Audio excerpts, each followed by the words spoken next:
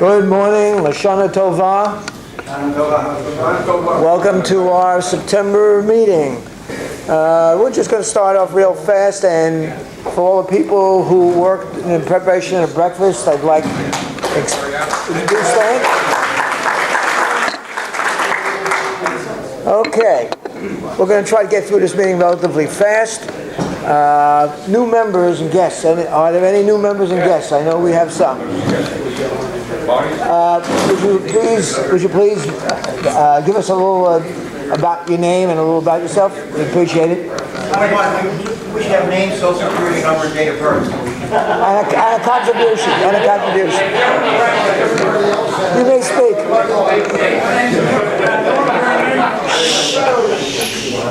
I have a lot of neighbors here from Centennial, so with the hell.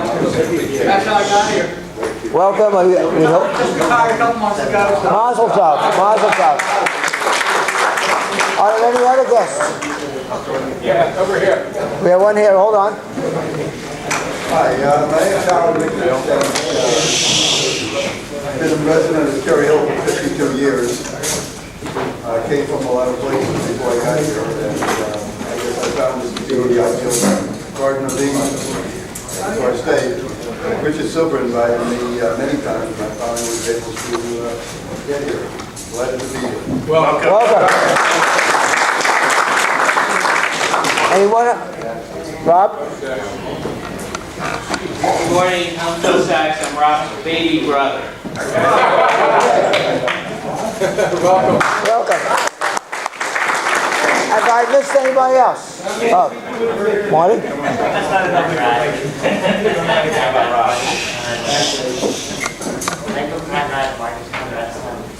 Welcome.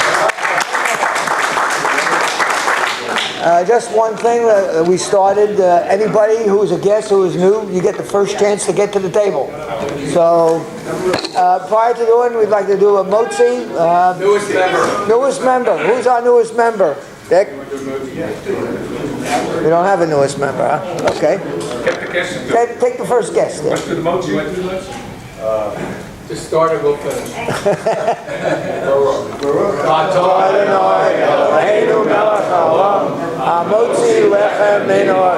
Don't forget, the new guys get up there first. Yeah, right. Hey, you're not all new guys. Come on. To our business program.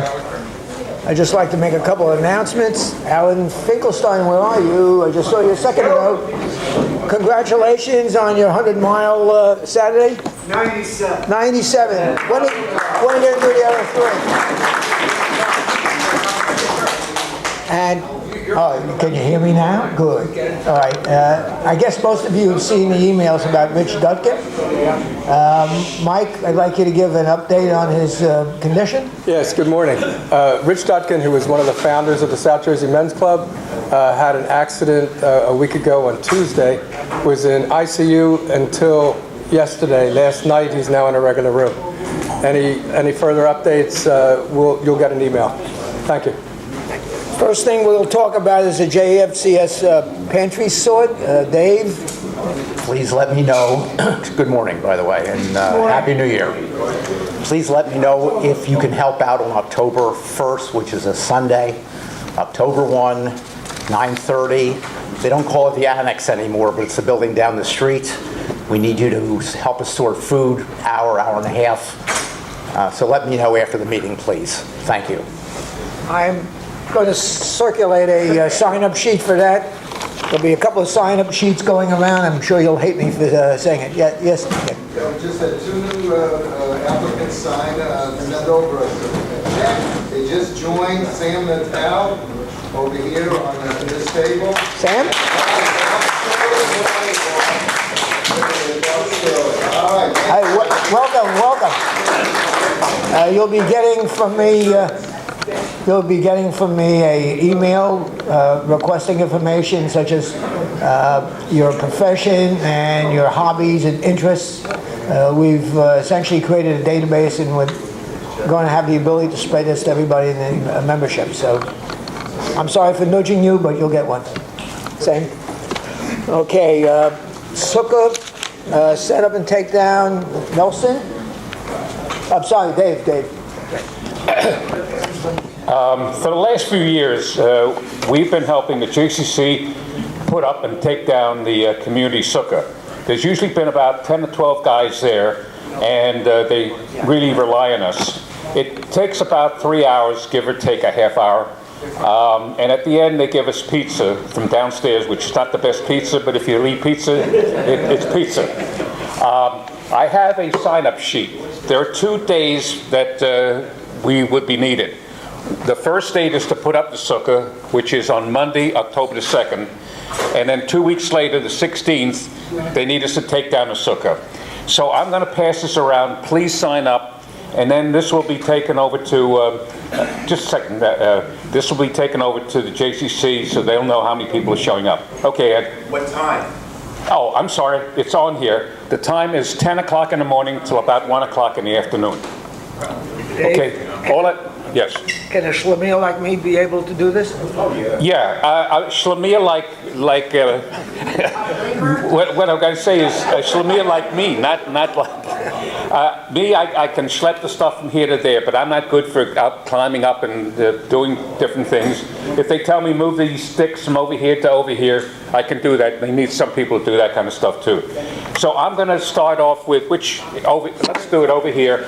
Please assign. There are 2 places to check off. First of all, I need your name, and the second of all, check off if you're doing one, and then check off if you're doing the other. And that would be wonderful.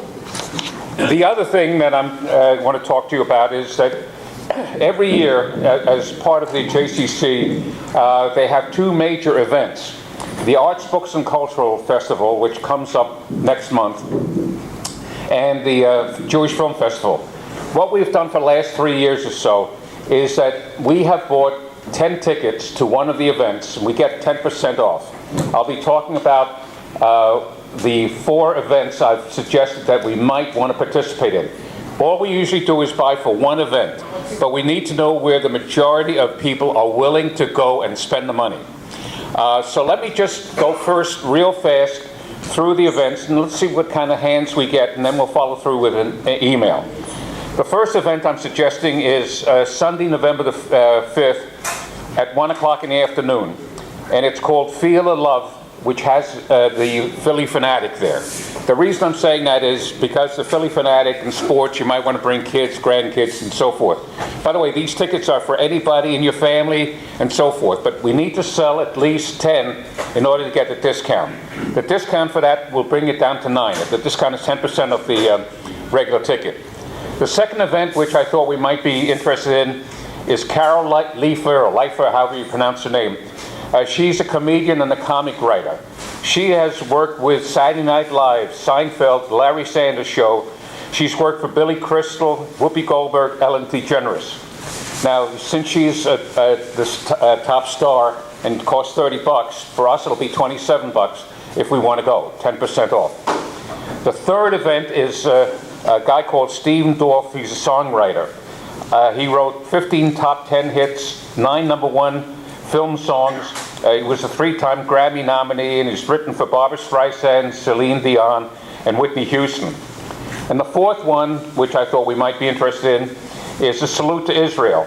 We have 2 speakers who've written biographies of David Ben-Gurion and Golda Meir, going to be talking about their lives.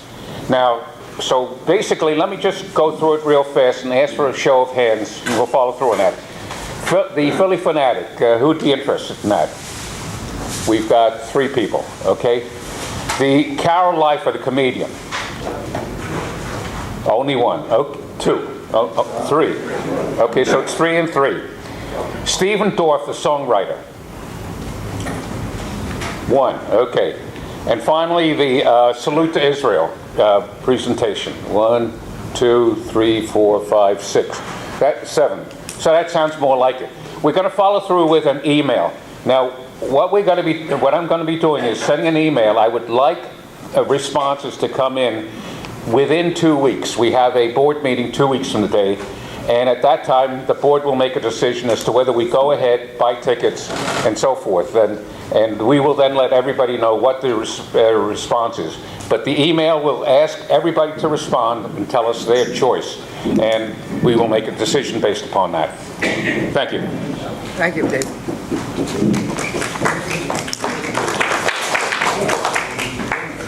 Okay, let me just say that you guys are the way we essentially get new members. You are our advertising. The board, at the request of a few people amongst you, had requested that we possibly have a business card that we could walk around with and hand out to prospective members. So the board has designed a card, and we created a whole bunch of them.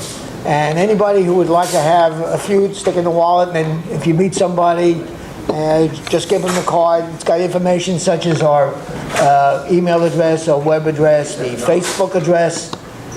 It's a generic card, doesn't have anybody's name or number, but something you can carry around. So just see me after the meeting if you need a few of them.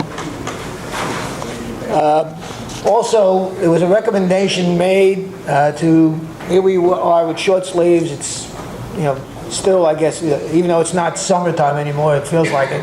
But there was a request made that we go to something like long shirts for the winter times, rather than wearing a sweatshirt with this over it. So the board looked into seeing about making some of these. This would be purely voluntary. It would probably look something similar to what we're wearing now. And so we have a sign-up sheet. If we can get a minimum of a dozen, then we'll order the dozen. It's only for people who want it. It's not going to be something that you pop in one day and say, hey, can I have one? And the cost it's not subsidized at all, yes. And the approximate cost is about $25. So there's a sheet, I think, that's being circulated now. There's one at every table. Right, so you want to indicate on it the size that you're interested in. Comments, I've seen at least a couple of them on there. At the back table, you have, if you need them, you have calendars, the Jewish calendars for this upcoming year, both the pocket size as well as the full size, so feel free to take them. Also, there is how should I call it, the reduced rate for the Patco line. A lot of people may not know that in off hours, you can go to Philadelphia from Jersey for 70 cents each way. Typically it's about $5, $6 round trip. It's good anytime during the weekend and any hours other than, I think it's 7 to 9 or whatever. Well, okay, 9 to 4 is good. So, yes. You can also use the freedom card. I'm sorry? If you sign up for Easy You have to use a Yes. freedom card. $10.50. Right, Instead of okay. $5. So we will try in the future to let you know of other things where you can possibly save some money. Philly Flash is free. Philly Flash? Free. Free. For everybody? Huh? Oh, okay. Okay, thank you. Yes? They have gold card also. Okay. Did everybody hear that gold card at the Cherry Hill Township building? Yes. Yes, Mike. There's also, if you're in Philadelphia taking any SEPTA, if you look old enough, they won't ask you, but if you show your Medicare card, it's free. Anybody else can support us that wants to give a message? No? Okay. Nelson?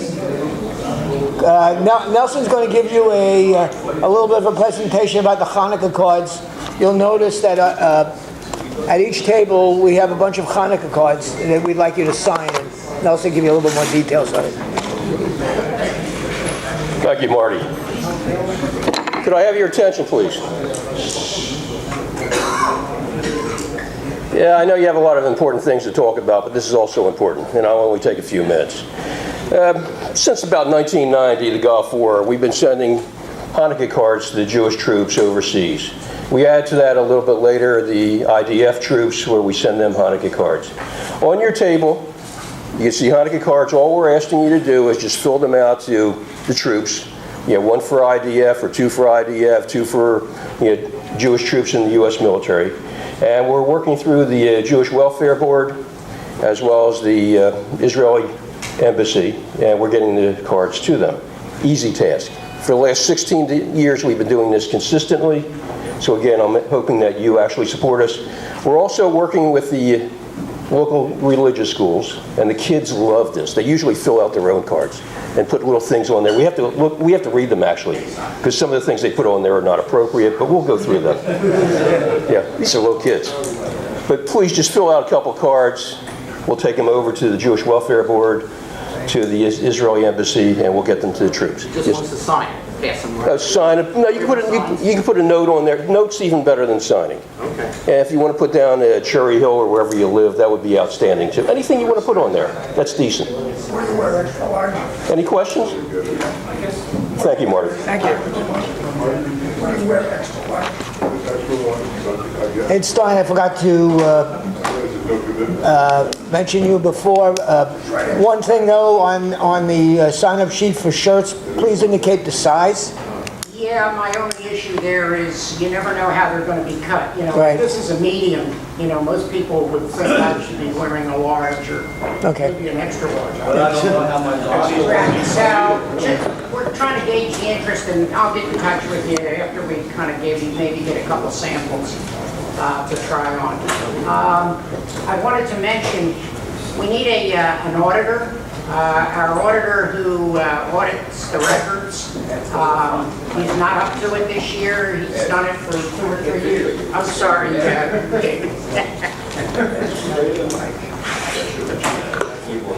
We need an auditor to audit the records for last year, my records for the club, to make sure that I only stole a minimal amount of money.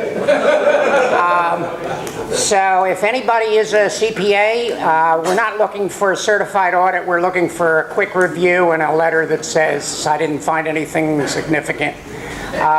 Just let me know. That's it. Shirts you've already handled. Okay. Oh, if anybody wants to... Here I am, Dave. If anybody wants to get their short sleeve shirt, I do have a supply of all sizes now. We've got the extra large and so forth. $10 if you haven't gotten one previously. New members free. Thank you, Ed.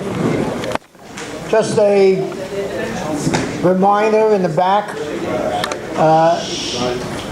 for this meeting as well as any subsequent meeting, we have back there toiletries to give out, not to here, obviously, where you're donating toiletries, phones, glasses, food.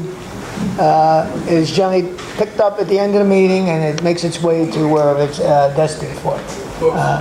Books also. Books are there. Phones, I think I thought I mentioned. Yep, in the back. In the back. Books.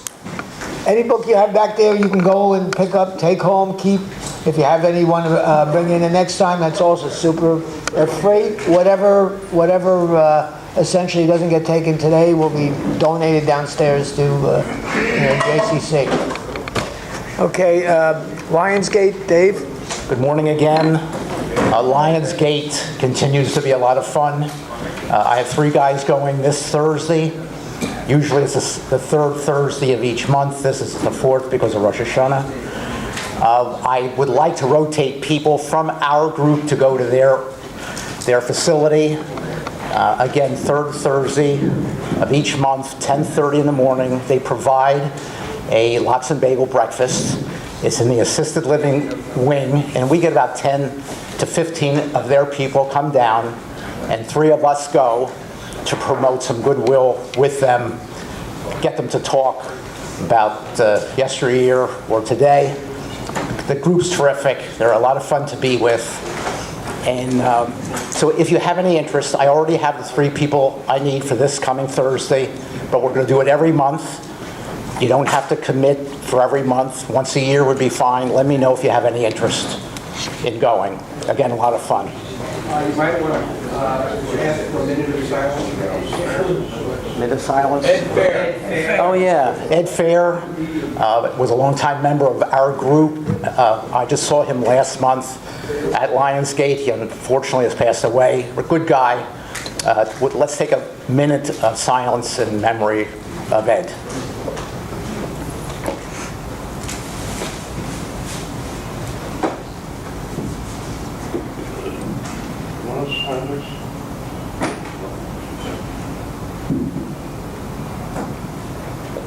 Thank you.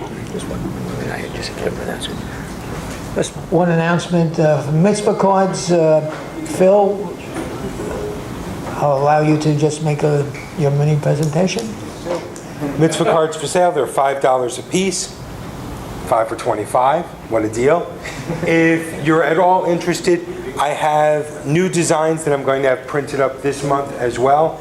If you'd like to stay after for a few minutes, I can show them to you. You can give me your feedback, tell me what you think, if I should print more of one than the other. But right now we've got 2 designs, and I'm very, very happy to sell them to you right now. We've got a taker. We've got a taker for 5. What's a mitzvah card? What is a mitzvah card? A mitzvah card is a card, and you can use it. You can use it any way you'd like. They're blank on the inside. You can write them out for any wishes that you'd like. Use them as sympathy cards. Use them as bar mitzvah cards. The $5 will go to support the South Jersey Men's Club. So you're doing a mitzvah by buying a card from us. You'll get a card in an envelope. It'll be stamped, ready to go. Can I suggest, in view of the fact that Rico is in the hospital, that we sell as many cards as we can and send a get well card to Rico? There you go. You can buy a mitzvah card. I think he printed these. Yeah. So you can buy a mitzvah card and send it to him. Give it back. Give it right back to him. And $5 goes to the South Jersey Men's Club. It says a donation has been made in honor of... Yes, on the back it'll say that a donation has been made to the South Jersey Men's Club in your honor or somebody's honor. Just one thing, the money that we collect as a result of these sales, it doesn't go to the general type of expenditures. It actually is going to be used for charitable purposes. So it's not used for, the mitzvah card. It's not used, for instance, to run a breakfast. Okay. Okay, Dave, would you like to introduce our speaker? Please welcome Harry Platt. Now, who knows what I'm speaking about today? Because when I first got the phone call, I was asked to speak about the funeral business and about pre-arrangements and things. 2 weeks later, Dave calls and says, well, we want to talk about politics. Everyone wanted to change the topic, talk about politics and some funny stories you have in politics. And then 2 weeks later, he calls and said, I want you to talk about delivering a baby in a taxi cab. I have no idea what that was all about, but I'm going to talk about a couple of different things today, and hopefully we'll discuss everything that somebody wants to hear about. And I ask everyone that anytime when I'm talking, raise your hand if you have a question about what I'm saying. I'll be happy to stop and answer any questions. A lot of the interaction with speaking when I speak is answering questions and talking about stories regarding that. There's a phrase that is often heard that our new Constitution is now established, and that it appears it has the promise of permanency. But this is nothing can be said to be certain except for death and taxes. So to introduce myself again, I'm Harry Platt. I am death and taxes all in one bundle. And who knows who's made that comment? Ben Franklin made that comment, correct. I was first elected to Voorhees Township Committee back in 1998. And what happened when I was elected was I was actually asked to run back in 1997.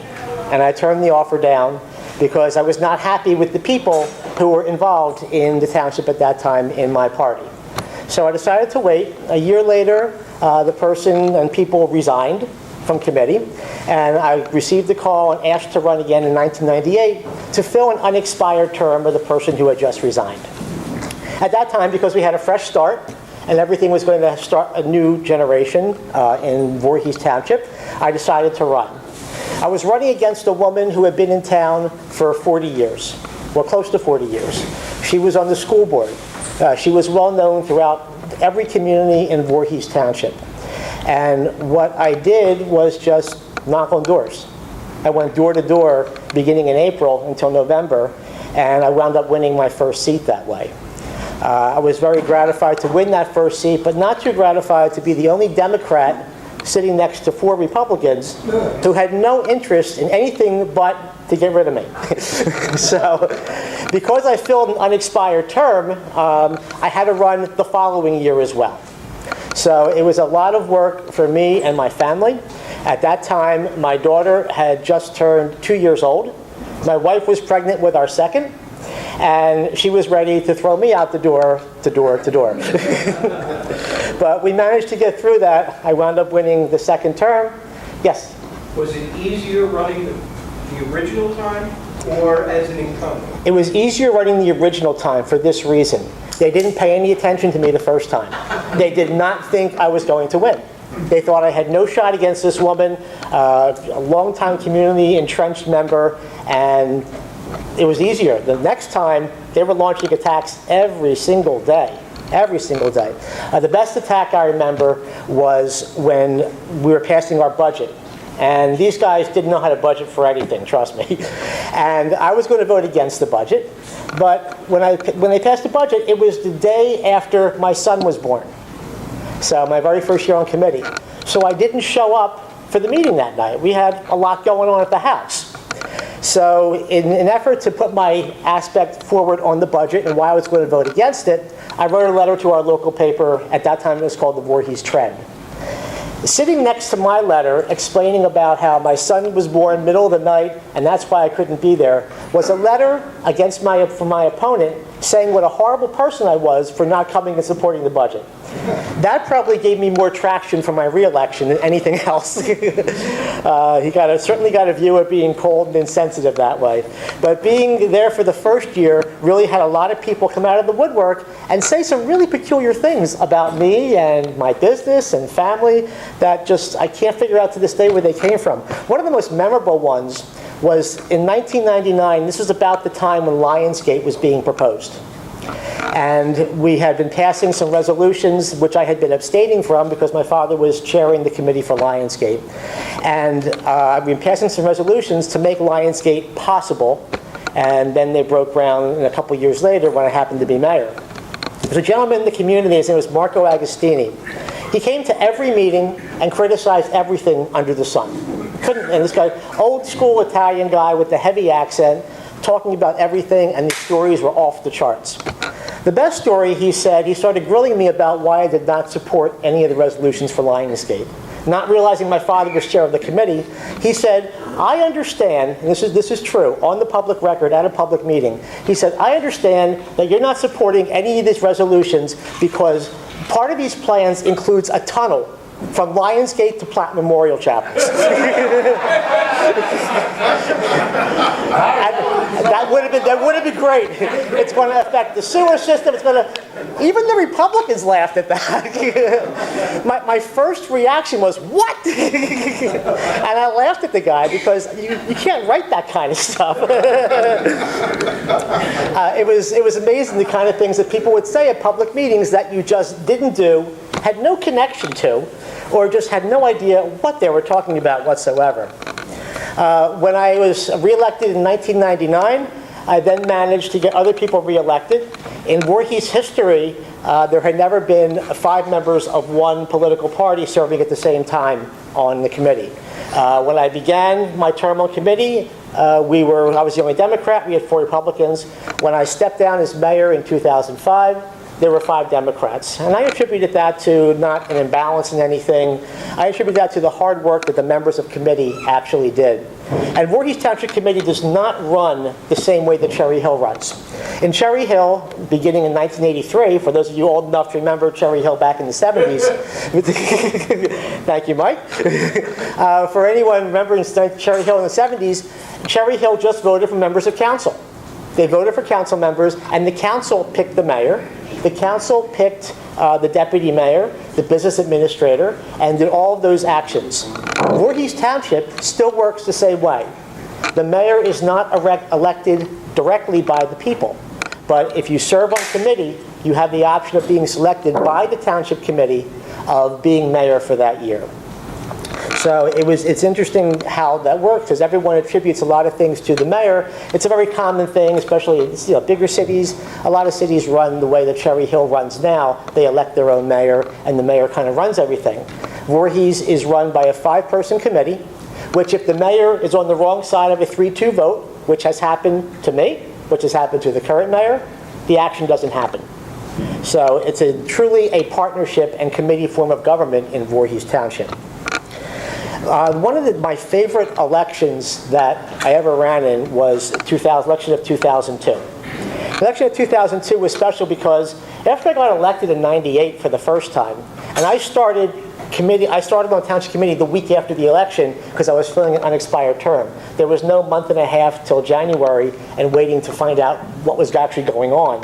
I was thrown in the mix right away, and I started right away. But my father started to get really excited hearing the phone calls come into the office. And when I became mayor in 2001, he was super engaged in Voorhees politics. He just was hearing the phone calls, hearing what I was doing, kind of reliving what he did back in the late 1970s and early 1980s. So he decides he's going to run for mayor in Cherry Hill. So there's a family that we had served for funeral purposes in Haddonfield. A gentleman wrote for the New York Times. And around that time, 2002, it was just after the presidential election in 2000, which everybody remembers. And they came to all the reporters and said, who has any interesting political stories coming up? And this guy said, well, I do. I have a story about a father and son running for mayors in adjoining towns. They are literally half the, 1/5 of the, 25% of the population of the county we live in. And this could probably be a good story. That year, my father and I both ran, and he was running for mayor directly because that's how Cherry Hill votes. I was running for township committee with the assumption that the committee was going to elect me to be the mayor the following year. We were in the New York Times, the Washington Post, the LA Times, and we had spots on the CBS morning show and the NBC morning show. I forget what they call that one. All the fake news, correct. Yeah. And if that was their top story that week, that was fake news. But my favorite one was this one, People Magazine. People Magazine came to us and said, we want to do a story about you guys running for mayor. This was on page 105 of People Magazine that came out September 8th, 2002, and I remember that because it was my birthday. I was really happy my birthday date was on the calendar, on the edition that day. And it was a little story about me and my father, which we posed for, pictures and everything else. It took roughly, believe it or not, almost a day and a half to get this one very silly looking picture. So my dad looks good. I look kind of awkward, but that's what they wanted me to do, so I couldn't help it. That's during that campaign season, we had a fundraiser. The Camden County Democrats had a fundraiser at Tavistock they have every year called the Seafood Dinner. And Jeff Nash, who is a Camden County freeholder, was roommates with Alec Baldwin in college. And they're still friendly to this day. They still keep in touch and they're still friendly. They still see each other socially. So Alec Baldwin was the headliner for the Camden County fundraiser. And my wife reminded me how I walked up to Alec Baldwin, who was not doing much at that time, not in many films, not on TV, certainly not what he does now. And I said to him, I was in People Magazine last week. What have you done recently? To which the reaction to that, a photographer actually had the picture of that, which I have on my wall. The look on his face like that. I wouldn't quite dare say that to him today, but it was a fun time in 2002. Of course, we both won. People Magazine did come back to us to do a follow-up story. And I remember this very well because they were doing follow-up stories from other stories they did in 2002. And they asked my father and I to stand outside of the Cherry Hill Municipal Building, because Voorhees had a very lousy building at that time, in front of a hearse, with our name on it, and stand there and pose. It was like 0 degrees and a -20 wind chill factor. And that wound up on the editing room floor. So I remember standing out there for 3 hours being very cold for a long time. Another thing about that election, which made that election so memorable, has anyone ever heard of Howard Eskin? Yeah. Okay. Does anybody remember this story? Yeah. Okay, a couple do. Yeah. Howard Eskin believes he owns the world. And the Flyers had just built the Flyer skate zone in Voorhees a year and a half before. He was speeding through Voorhees to get to a practice and to do a press conference that he was late for. And he was pulled over for speeding. He was only doing triple digits. So I'm not sure exactly why they stopped him. But he was doing over 100 miles an hour. and the police would not excuse it because he was Howard Eskin, and they made him come to court the following month for that court date. At that court date, our prosecutor, who I had just hired, his name is Mike Greenblatt, laid into this guy like you wouldn't believe, taking the chance to really be in the front and center spotlight of grilling this radio sports personality. I happened to be in the building that day because, serving as mayor, I often was in the building. It wasn't anything unusual. But he got a high sentence, a high fine, points, everything he didn't want, everything that people usually negotiate down, but the prosecutor was not doing it in this case. And he gets on the radio. I never listened to the guy, so I didn't really know. He gets on the radio and starts trashing me. That damn Harry Platt, Mayor of Voorhees, he's running for re-election. I'm going to support his opponents this year. My opponents called into the radio show. And we're talking about me on the air, and he was grilling me. They were telling him that if they win, they're going to replace the prosecutor. And he was like, oh, I'm all for that. And Harry Platt is so smug. He came to watch me get grilled. He was in the building that day. Dude, I'm always in the building. I'm the mayor of the town. You're supposed to be in the building. That's what you do.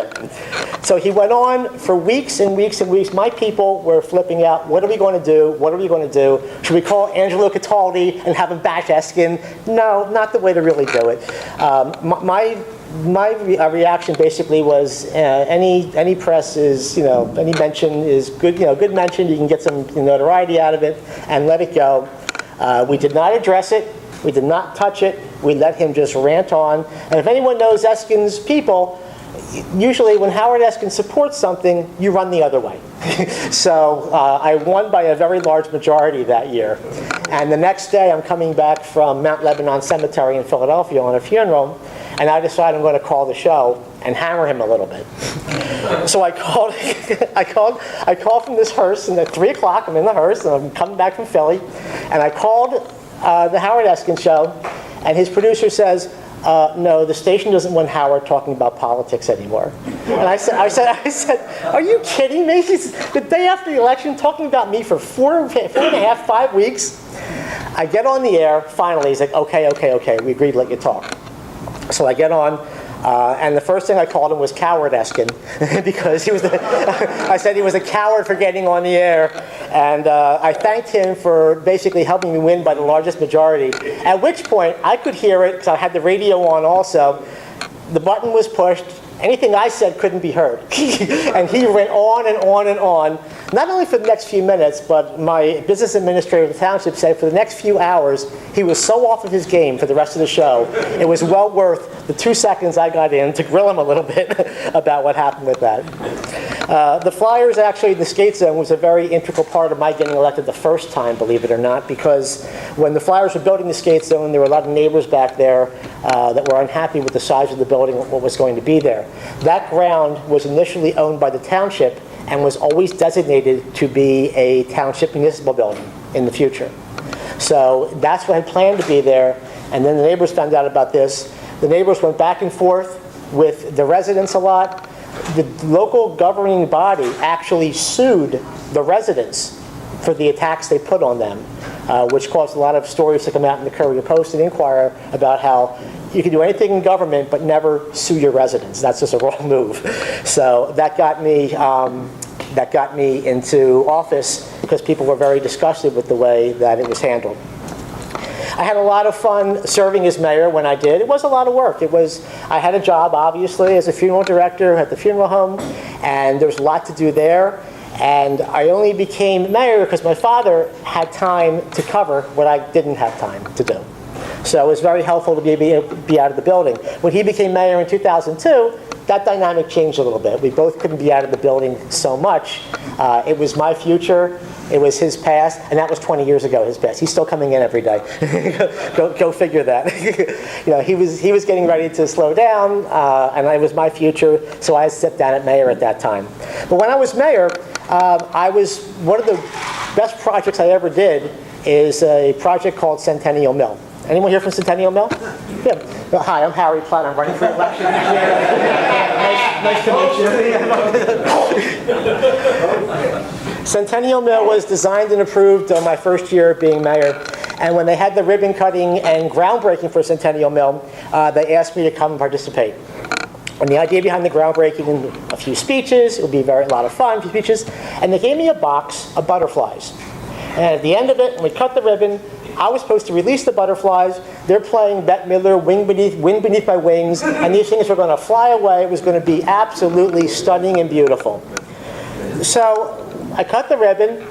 I opened the box, had holes in it also. I opened this box, and these things were laying there like pieces of butter, like not moving one bit. And I'm shaking the box a little bit, and they're twitching kind of like this.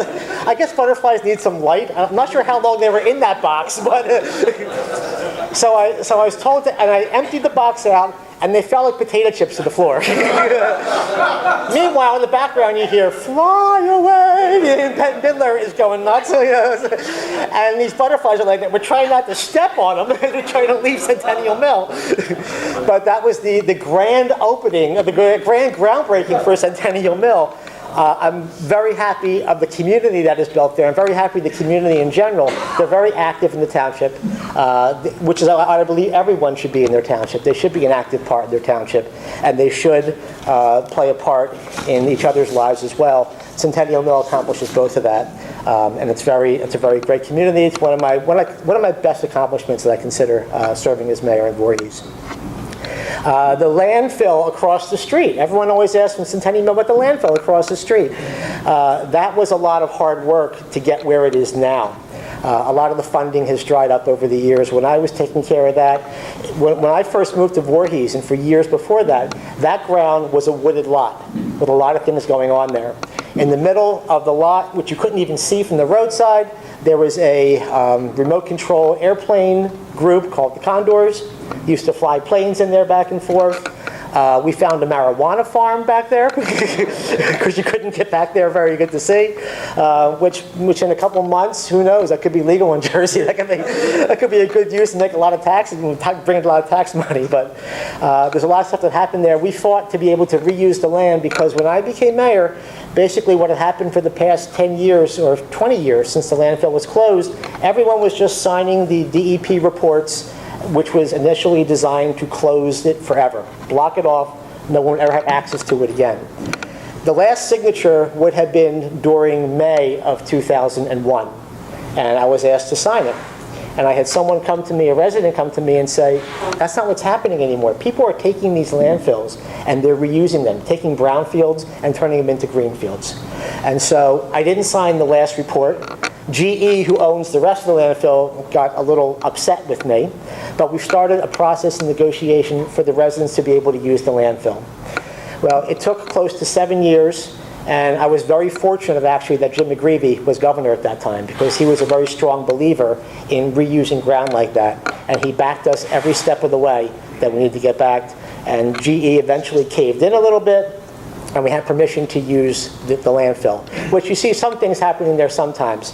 It was always my design to have a park there, referred to as Centennial Park, whatever you want to call it. And what I did was I put in one of my articles, anyone who has some suggestions, make it a community effort. Who's going to suggest what we can use this land for? Keep in mind this was a landfill. The best response that I got for what to do with this land was turn it into a swim club. And I guarantee you wouldn't have had to use lights for the pool, but I mean, but I think digging a hole in a landfill is probably the worst idea you could possibly think of. Filling it with water, have people go in to boil and cook, I don't know about that, but I make jokes about that, but the land is completely safe. It really is, and for those living across the street, we have access to use it. The question is, how can we use it? And the question is to find dollars to use it. The price tag, of course, to develop that site has gone up a lot since we finished this, since we got permission for this project back in 2005. But we're still hoping that we can slowly but surely build it into the park we had always dreamed of and designed so many years ago. I was knocking on doors yesterday for my re-election this coming year, and I'm excited about running again this year. I often joke with people that I'm the longest serving committeeman in Voorhees Township history, and Mike Perlow said, well, why do you keep running? And I said, good question. I really like what I do. as a member of the governing body. There are things that come up with the new members of committee. They have no real perspective as to where we were in the past with this, how this affects our future. A lot of people coming in for the first time, just like I was back in 1998, looked at things, and I kind of leaned on the other guys to kind of give me a history lesson and heads up as to why this is important or not. I'm that person now at committee. Sometimes they listen, sometimes they don't. And that's the way it is with any organization that you need 3 votes for out of 5 to get done. But I like what I'm doing, and I like the fact that I have a perspective in making sure that my hometown is really the kind of hometown that my kids want to stay in. And my son already told me he wants not only to live in Voorhees, he wants to throw us in a nursing home and live in our house. So what I told him was, I'm giving the house to Jacqueline. So, that's my daughter. But my kids do want to stay in Voorhees. They want to be in town. They appreciate the town they grew up in. And I'm very happy and grateful that I've had the opportunity, and hopefully we'll be able to keep the opportunity to do that in the future. So I was knocking on doors yesterday, and I knocked on this one person's door, and I have their names on a list, and I said, "Hi, Mr. So-and-so." And he looks at me, he goes, "I know who you are, you married me." And I'm like, "Wait, I didn't marry you, dude." So I performed his wedding for him and his wife back close to 15 years ago. And it was nice to see, because I said to him, I like seeing success stories. Because my favorite non-success story was one day I had back-to-back-to-back weddings, and I couldn't figure out what the hurry was for all these people to get married all of a sudden. And I was told by the registrar's office for this one couple I did that they came in the next day and they say, "Excuse me, how do I get this thing annulled?" So that was my least success story. I think it was 12 and a half hours they were married, and that was about it. And I think the simple part was, at that point, she just didn't file the marriage certificate, so they just kind of destroyed it, and that was it. But it's very nice to see, and I see this a lot, believe it or not. I see people, someone owns a catering business in town, I see him at affairs once in a while, and I know who he is now. I know, "Michael, I see you," and I married him and his wife also. I've done some peculiar weddings in backyards. I've had to get dressed up in robes and things for different weddings. But the interesting thing about the wedding that I do is people usually pick the mayor to do the wedding because it's a non-religious wedding. The most interesting thing about my wedding is that the best words that I could ever find for a wedding ceremony were the words in my ketubah. And a majority of my wedding ceremony are basically lines from my ketubah. So they think they're getting married without any kind of religious value, but now they're Jewish. So, but it's a nice thing to do. Being involved in the local community is something I have always been a part of during my entire life. From my father's time, when he was serving on Cherry Hill Council back in 1977 through 1983, to when I decided I was going to join him and be a funeral director with him, which was an early age. And people used to say, "Well, you had to do that." And I was like, "No, I didn't have to do that." At the time when I decided to do that, we didn't have a business. We didn't have much. My father had just started in 1977. By 1983, I was going to mortuary school. So it was not like I was walking into something that was great or something that was built up or established. I just really liked the work that he did. I liked what he was able to do for people at a very difficult time. And I liked the responses and reaction people gave me later for what he did for them. And I always hoped that one day that people would say the same thing about me as they always said about him. And that's really why I decided to become and remain a funeral director. Politics is alluring. You can go far if you want to, but staying in my local community and working with people I know and being able to help them through difficult times is really what I appreciate and treasure the most when I go to sleep at night. One of the things that we do to help people, this is the transition between politics and funeral. Okay, so one of the things that we do to help people and makes a great deal of difference is pre-arranging funerals. And people often say, "Well, why would I want to do that? It's, why do I want to talk about this stuff in the future?" And the real bottom line reason is because it can save your kids from guessing what you're thinking about in your mind. And it can really lay out some financial perspective for them as well. If people prepay things, if people have a cost idea what things cost, and they can make sure that you have the funeral the way you want to. We have a program, and I have the pamphlets over here. It's called a Guide to Pre-Need Funeral Arrangements, and basically it's a lot of words. I understand that. I don't like a lot of words and a lot of things, but it's been it's very simply put, some of the questions people ask, the most often asked questions. And getting ready for and pre-arranging a funeral is very easy. It's a matter of coming in at a time you don't have to be there, which is probably the best thing that you can do. If you can come in, you can even think about things a little bit later. It can be a little bit lighthearted. You can make a couple jokes, which I can do anyway. It gives people an idea to learn the options. They can make some decisions, and they can put things down in writing. Whether they prepay for it or not is up to them, but at least their family knows what they want. One of the most often questions I get, the most often comments I hear when making funeral arrangements at the time of need, they say, well, I don't know what he wanted. I don't know what she wanted. So this really puts a perspective as to what people want and gives the family a good guideline for what to do. It's very simple. It involves everything as if, unfortunately, the funeral will be happening the next day. It involves getting all the biographical information, talking about the cemetery, talking about the different options for caskets, for limousines, death notices, death certificates. Everything that people have to deal with on an at-need basis, we talk about in advance, and that way it puts in perspective a little further what a family wants and would like to do at the time when they have to make these unfortunate decisions. So we are always available to do that. And there are some people in the room here I know that we have some pre-arrangements on, and some people who are looking to make pre-arrangements. It's a phone call. We'll talk to you. I'll sit down with you whatever hour you want to do, and we'll make sure that we put things in perspective. One of the things I always remind everyone, and this is not the case with probably 99% of the families we serve, is that making pre-arrangements does not legally, I use the word legally, guarantee you to get what you want, because when you pass away, somebody else has the right of control to determine what happens with the disposition. There are new things out there. It's called a funeral agent. And I had some people do this where I said, my family's never going to want to do what I want to do.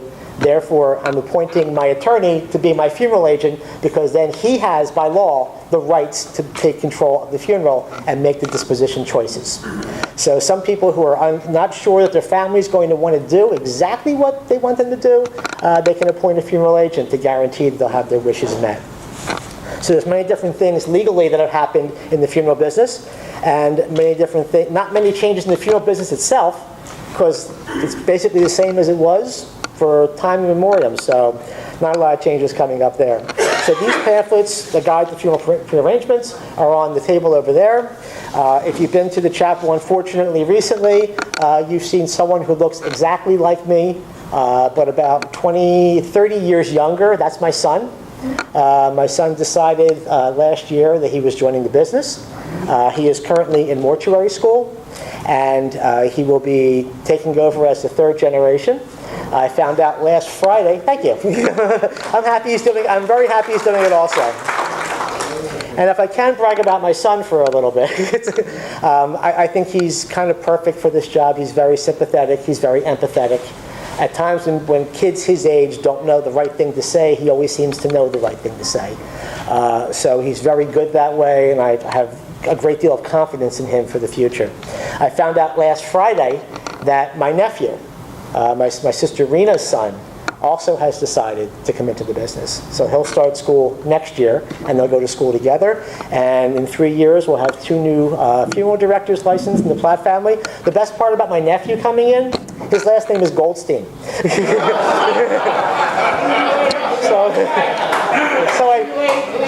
So I told the guys in the field I'm going to call it Platt Goldstein and see what happens then. But that's not the best part. Josh is a great kid also. But that's really who I am and what I do every day of my life. And I'll take any questions you want to offer. Start back there again. I don't know if you're aware, you were bragging, taking credit for being so active. Your father has been a member of this club for years and not active. So yes. I encourage you to talk to Well, that's actually my last note to close with, is that I've been told, your father is a member and you're not, but he's never here. These things are on a Sunday morning, go figure. You know, it's like, so I'd be happy to take a membership application and sign to be a member today. That way 2 of us won't be members, they won't come. No, I'd be happy to take a membership application.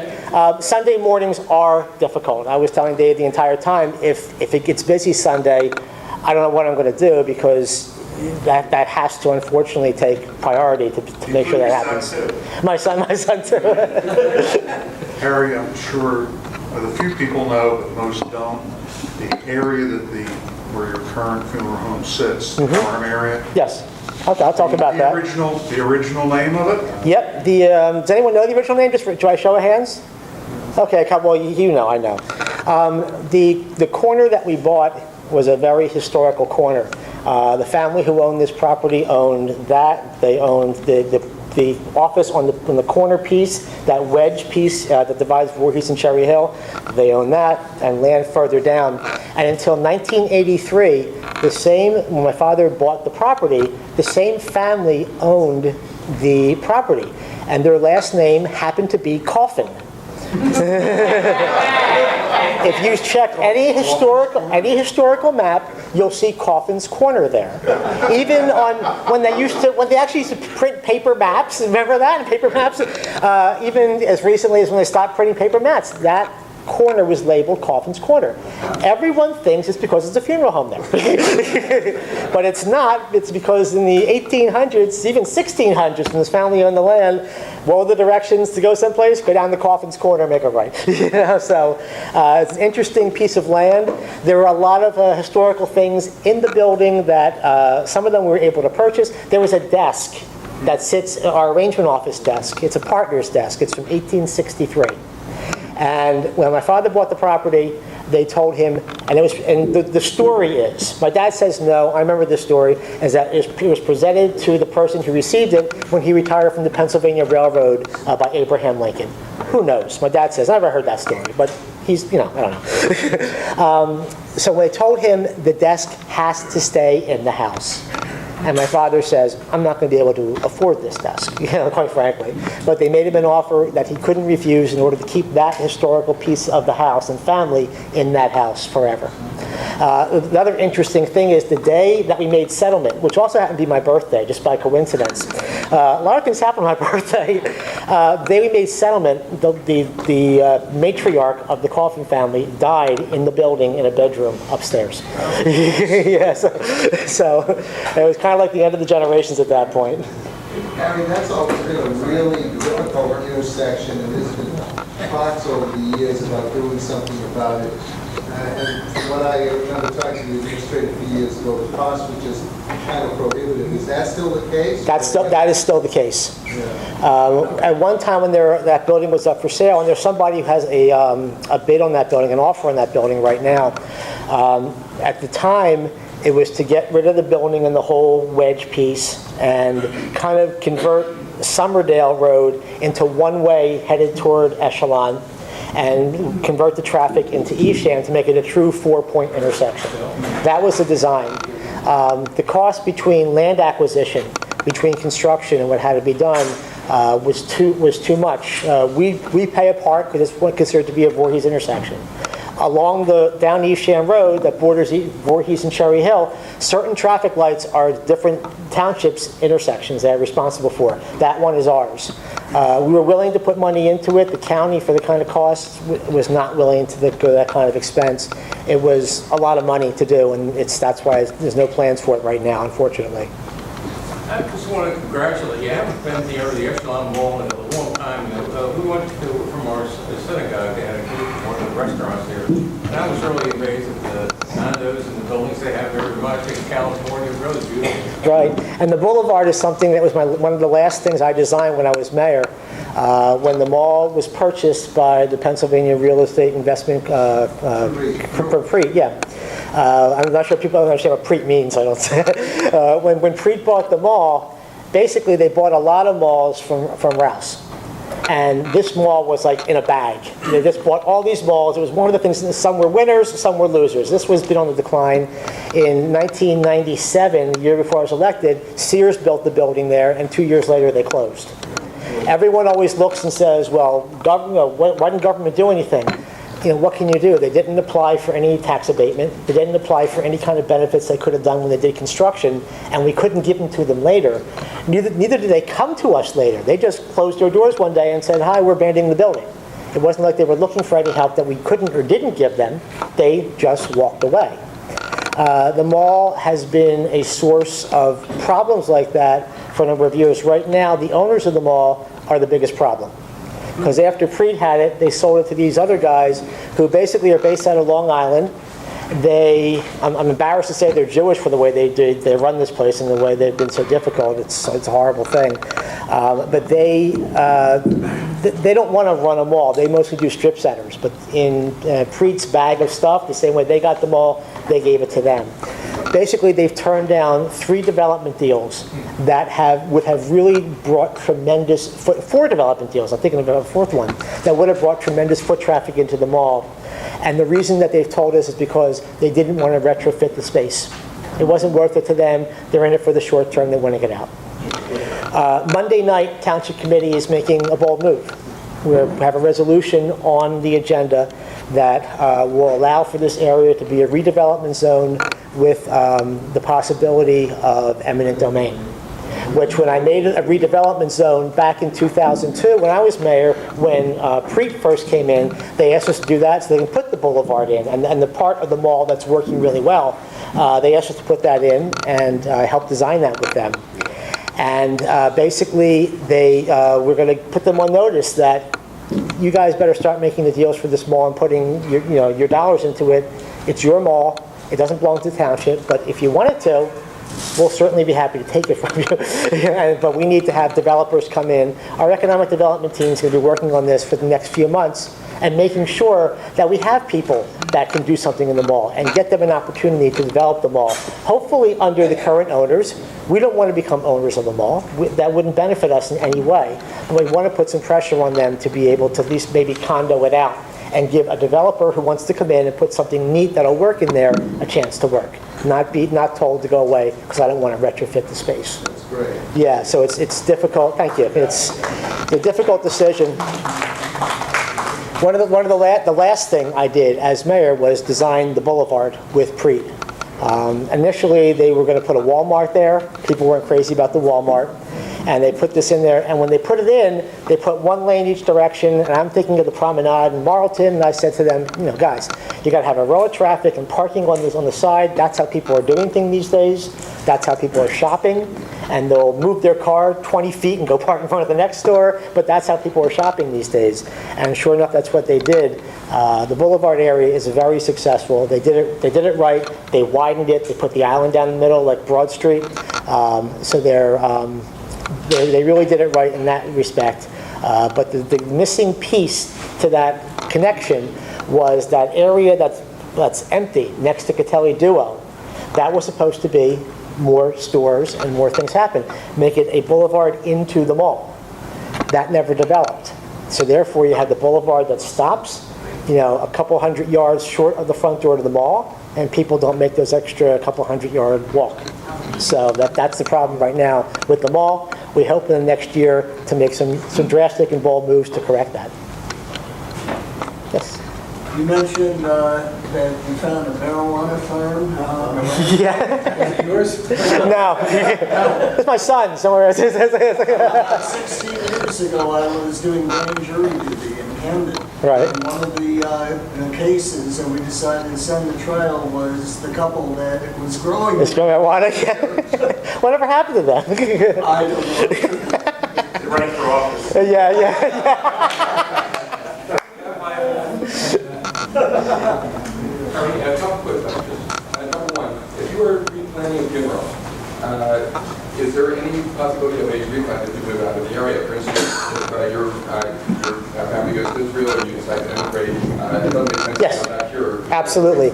In New Jersey, unlike other states, and Florida is the biggest culprit of this, New Jersey is a 100% trust funeral state, which means when you give the money to us, it goes into a state trust. Doesn't go to us, it goes into a trust account and earns interest. And that interest is refundable unless it has to be converted to an irrevocable trust account for Medicaid purposes. That trust account is refundable, plus interest to the family if they decide to move to Israel, Jamaica, wherever they want to go. Okay, and I'd like to ask you a moment about the irrevocable trust. Recently, in a situation we needed to negotiate for a funeral plot.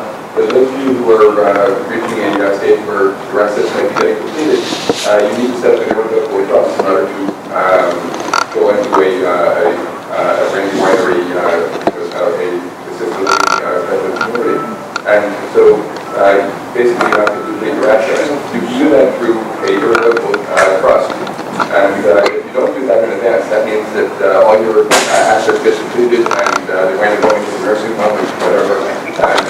Let me just qualify that a little bit. The rule is that you can go into any facility you want, Lionsgate, Brandywine, wherever you want to go, but when you get ready to apply for Medicaid, you have to be within 6 months of applying for Medicaid before you can use an irrevocable trust.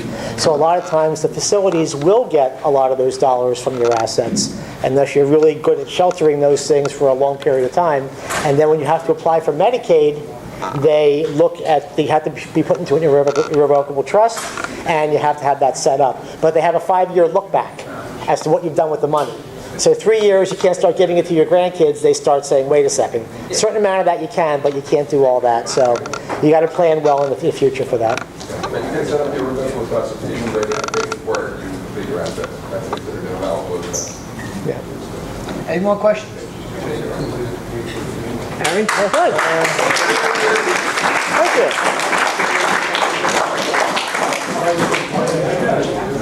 you. In appreciation of your giving us a fantastic speech. Thank you. We give you this. Wait, who's the president? Me. You didn't sign it. I guess you didn't want to sign it until I showed up. I'll use it again next time. Never sign anything. Now it feels official. One more. Great. Okay. Thanks. Before Harry does the 50-50, just want to have Rob Sachs just. Wait, hey guys. And just one more thing I want to mention, very important. This weekend, Yom Kippur, there is Yisker. I do have candles for Yisker on the table over there.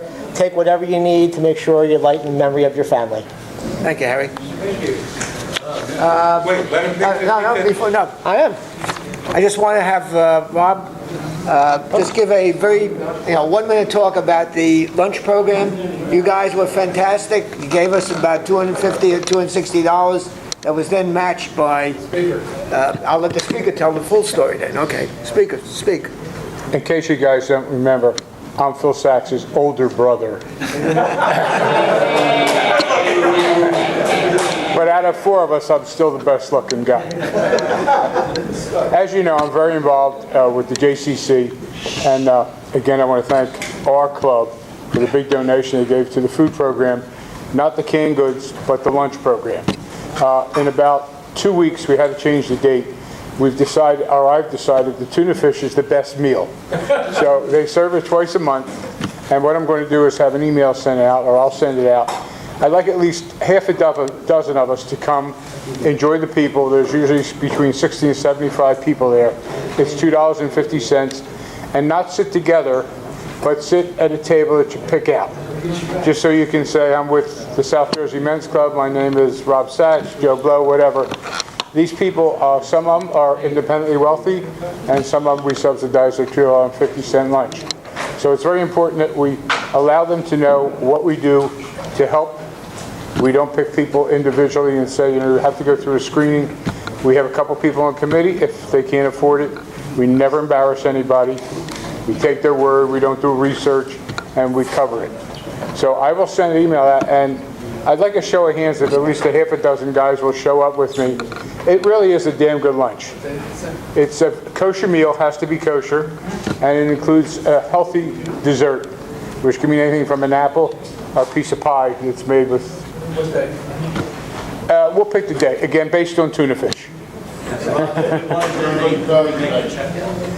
Well, the check is, if you just copy the check that we made, but I would rather say if we're going to do another one, to the food program, to the lunch program. JCC lunch program. Yeah, and have our guy come take a picture of it and see if we can get it reproduced, get some publicity. Thank you for your time, Greg. Thank you, Rob. Wear your shirts. Yes, definitely wear your shirts. Okay, Harry, here's your chance to pick my number. Survey said. And the winning share will be $52.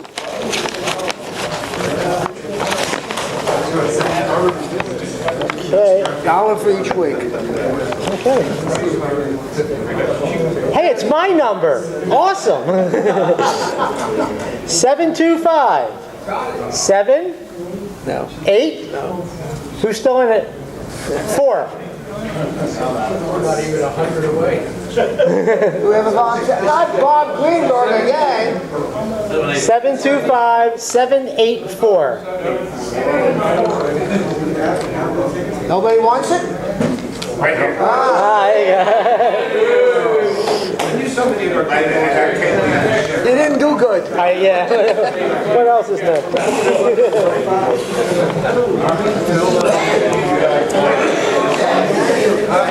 One last thing. Anybody have good welfare? Yeah, Sam, good welfare? Last month I came to a meeting with Bill Snyder. Apparently he's just had some surgery on his knee and he's recovering. Good. Okay. Thank you. I just want to say, good turnout for the sucker.